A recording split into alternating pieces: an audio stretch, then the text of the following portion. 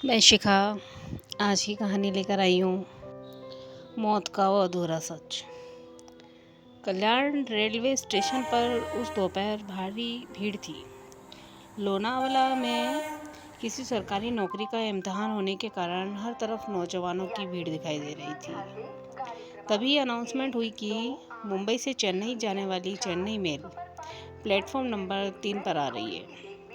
Train के AC first class compartment number 13 का माहौल बिल्कुल अलग था। एकदम शांत और खामोश। खिड़की के सामने वाली सीट पर बैठे थे अमरीश अस्थाना।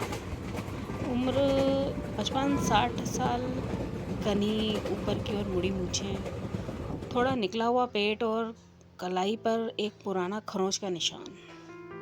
अस्थाना साहब एक retired colonel, criminal psychologist, professor और थ्रिलर नॉवेल के लेखक थे। ट्रेन चलने ही वाली थी कि कंपार्टमेंट का दरवाज़ा सरका और एक 40-45 साल का शख्स अंदर आया। उसने हरी स्लेटी टी शर्ट और नीली जीन्स पहन रखी थी। उसने अपना ट्रॉली बैग नीचे खिसकाया और सीट पर बैठकर अपने बैग से कागज़ और पेन निकालकर शॉर्ट हैंड में कुछ लिखने लगा। उसका पेन रुक रुक कर चल रहा था। अस्थाना साहब ने अपना अखबार और पेन उसकी तरफ बढ़ाया। जब पेन फिर भी ठीक से नहीं चला तो अस्थाना साहब ने उसे हिलाकर अखबार पर चलाकर दिखाया और कहा, लीजिए, तजुर्बा काम आता है। अस्थाना साहब ने उसके ट्रॉली बैग पर लगा ट्रैवल टैग देखकर कहा, ओमान में बिजनेस करते हैं। वह शख्स चौंक गया और मुस्कुराते हुए बोला, स्मार्ट मिस्टर अस्थाना। अस्थाना साहब हैरान हुए। उसको मेरा नाम कैसे मालूम हुआ? उस शख्स ने कहा, 99% लोग पेन ठीक करते वक्त अखबार पर अपना नाम ही लिखते हैं। फिर उसने हाथ बढ़ाते हुए कहा, मेरा नाम विकास यादव है। विकास ने अस्थाना साहब की लिखी किताब द परफेक्ट मर्डर का जिक्र किया और कहा कि वो थ्रिलर का शौकीन है। लेकिन विकास ने हंसते हुए एक बात और कही, नो मर्डर इज़ परफेक्ट। दुनिया में कोई भी मर्डर परफेक्ट नहीं होता। अस्थाना साहब को अपनी किताब और अपनी थ्योरी पर गर्व था। उन्होंने कहा, मेरी किताब में जैसा लिखा है वो बिल्कुल परफेक्ट मर्डर है। चलिए खेल खेलते हैं। मैं आपको फर्स्ट पर्सनल में एक कहानी सुनाता हूँ। आप बताइएगा कि इसमें कोई कमी है या नहीं।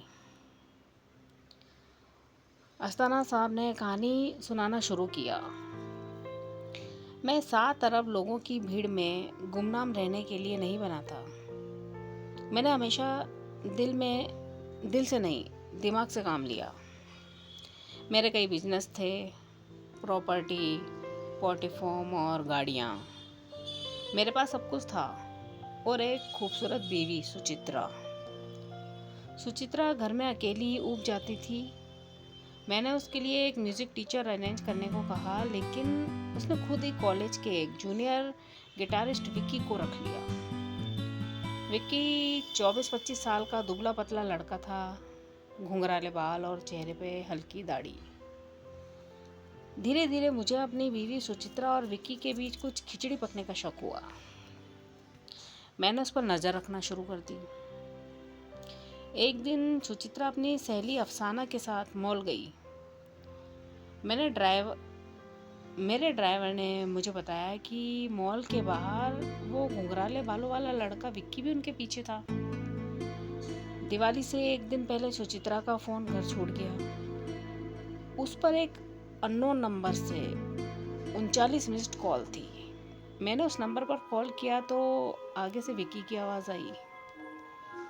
नए साल से कुछ दिन पहले मेरे घर के लैंडलाइन पर ब्लू लगून होटल मसूरी से कॉल आया कि आपकी स्टे कैसी रही। मैं तुरंत मसूरी पहुंच गया और होटल के रजिस्टर में जाकर देखा, कमरा नंबर 307 में सुचित्रा और विक्की ठहरे थे।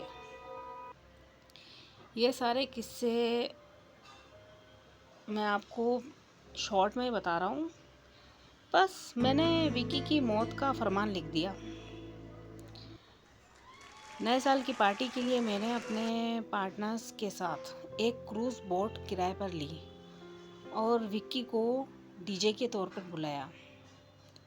रात 12 बजे के बाद जब सब नशे में धुत थे, मैं विक्की को बोट के सुनसान कोने में ले गया। विक्की गिड़गिड़ाने लगा, सर मेरी गलती नहीं थी, शुरुआत मैडम की तरफ से हुई थी, लेकिन मैंने लोहे की रोड से उसके सिर पर वार कर दिया। फिर मैं उसके सीने पर बैठ गया और उसका गला घोंटने लगा। छटपटाते हुए उसके नाखून से मेरी कलाई पर एक खरोंच आ गई, जो आज भी मौजूद है। गला दबाने के 1.5 मिनट बाद वो मर गया। मैंने उसकी बॉडी को पोल्ट्री फार्म की लोहे की जाली चेन से भारी पत्थरों में लपेटकर समुद्र के पानी में फेंक दिया, ताकि लाश सड़ने पर ऊपर नहीं आ सके और मछलियाँ उसे खा जाए। ना कोई लाश मिली, ना कोई केस बना, ना पुलिस को सबूत मिला। इसे कहते हैं दी परफेक्ट मर्डर। अस्ताना साहब ने मुस्कुराते हुए अपनी कलाई की खरोंच आस्तीन से ढकी। सामने बैठे विकास ने मुस्कुराते हुए कहा, कहानी बहुत उम्दा है, लेकिन मैं इसे परफेक्ट मर्डर नहीं मानता, क्योंकि मर्डर में आपके हाथ पर खरोंच आ गई। अगर ये कहानी मैं लिखता तो कुछ और ही अंदाज होता। अस्थाना साहब ने चौंक कर कहा, अच्छा तो तुम सुनाओ अपनी कहानी। विकास ने बोलना शुरू किया, मान लीजिए मेरी पत्नी का नाम अफसाना है। मुझे पता चलता है कि मेरी पत्नी अफसाना का अफेयर गिटारिस्ट विक्की से है। मेरी पत्नी की सहेली है सुचित्रा, और सुचित्रा का पति है अमरीश अस्थाना। समझ रहे हो ना, कहानी उल्टी है। सुचित्रा की फ्रेंड की तरफ से मैं कहानी सुना रहा हूँ। आपने सुचित्रा की तरफ से कहानी सुनाई थी। एक दिन मैंने अपनी पत्नी और विक्की को छुपकर बातें करते सुना। विक्की मेरी बीवी से कह रहा था, सुचित्रा का पति अस्थाना बहुत अजीब आदमी है यार, बेवजह शक करता है कि मेरा अफेयर उसकी बीवी सुचित्रा से है। मैं तो बस सुचित्रा के जरिए तुमसे मिलने आता हूँ। तब मुझे समझ आया कि विक्की का अफेयर वास्तव में मेरी बीवी से था, अफसाना से था, लेकिन अस्थाना साहब को लग रहा था कि अफेयर उसकी बीवी सुचित्रा से है। मैंने अस्थाना साहब के बारे में पता किया। वे क्रिमिनल साइकोलॉजिस्ट थे और ख़ुद को बहुत चालाक समझते थे। उसी पल मैंने फैसला किया कि मैं विक्की को अपने हाथों से नहीं मारूंगा, बल्कि अस्थाना साहब के हाथों से मरवाऊंगा। मैंने अपनी बीवी अफसाना को सुचित्रा के साथ उसकी गाड़ी में मॉल भेजा, ताकि अस्थाना को उसका ड्राइवर देखे, विक्की को सुचित्रा के साथ देख ले और अस्थाना को रिपोर्ट दे दे। जब सुचित्रा मेरे घर आई, मैंने मौका पाकर उसका फ़ोन चुराया। अपने नंबर से उस पर 39 मिस्ड कॉल दी और फ़ोन अस्थाना के घर भिजवा दिया। जब अस्थाना ने कॉल किया तो आगे से विक्की की आवाज़ आई। पार्टी में मैंने ही अपनी बीवी अफसाना से कहा था कि सस्ते में डीजे चाहिए तो सुचित्रा के म्यूज़िक टीचर विक्की को बुला लो। अस्थाना ने विक्की को देखा तो उनका शक पक्का हो गया। नए साल पर मैं अपनी बीवी अफसाना के साथ मसूरी के होटल में रुका था, लेकिन रिसेप्शनिस्ट को पैसे देकर रजिस्टर में नाम लिखवा दिया था सुचित्रा और विक्की। अस्थाना साहब का गुस्सा भड़क उठा।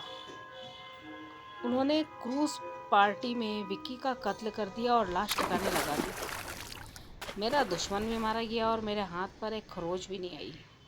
इसे कहते हैं परफेक्ट मर्डर। विकास की कहानी सुनकर अस्थाना साहब के रोंगटे खड़े हो गए। उनका चेहरा पीला पड़ गया, माथे पर पसीना आ गया और गला सूखने लगा। अस्थाना साहब काफ़ी देर तक सन बैठे रहे। उन्होंने दिल को तसल्ली दी कि ये तो बस एक मनगढ़ंत कहानी थी। ट्रेन आगे बढ़ी। अगले स्टेशन पर एक 34-35 साल का नौजवान डिब्बे में चढ़ा और अस्थाना साहब के सामने वाली सीट पर बैठ गया। उस नौजवान ने अस्थाना साहब की किताब दी परफेक्ट मर्डर देखी और बोला, यह कैसी किताब है? अस्थाना साहब ने घबराकर किताब छुपाते हुए कहा, बेकार है, एवरेज है। उस नौजवान ने कहा, आज लोनावाला परीक्षा की वजह से बहुत भीड़ थी। मुझे कल्याण से ट्रेन पकड़नी थी, पर भीड़ की वजह से छूट गई। फिर जैसे तैसे अगले स्टेशन आके ट्रेन पकड़ी है मैंने। अस्थाना साहब ने थरथराते हुए पूछा, आपका नाम क्या है? उस नौजवान ने जवाब दिया, विकास यादव। अस्थाना साहब के पैरों तले जमीन से खिसक गई। अगर असली विकास यादव ये था, तो वो शख्स कौन था जो सामने बैठकर पूरी कहानी सुनाकर गया था? वो कौन था? तभी अस्थाना साहब को उस रहस्यमय शख्स की बात याद आई। 99 लोग पेन चलाते वक्त अखबार पर अपना ही नाम लिखते हैं। अस्थाना साहब ने झपटकर सामने वाले लड़के से वो अखबार छीना। अखबार के कोने पर रुकी रुकी स्याही में उस पहले शख्स का असली नाम लिखा हुआ था, विक्की। तो दोस्तों, कहानी आपको समझ में आई? तो मिलते हैं अगले वीडियो में नई कहानी के साथ। यूं ही चलते चलते। Bye bye.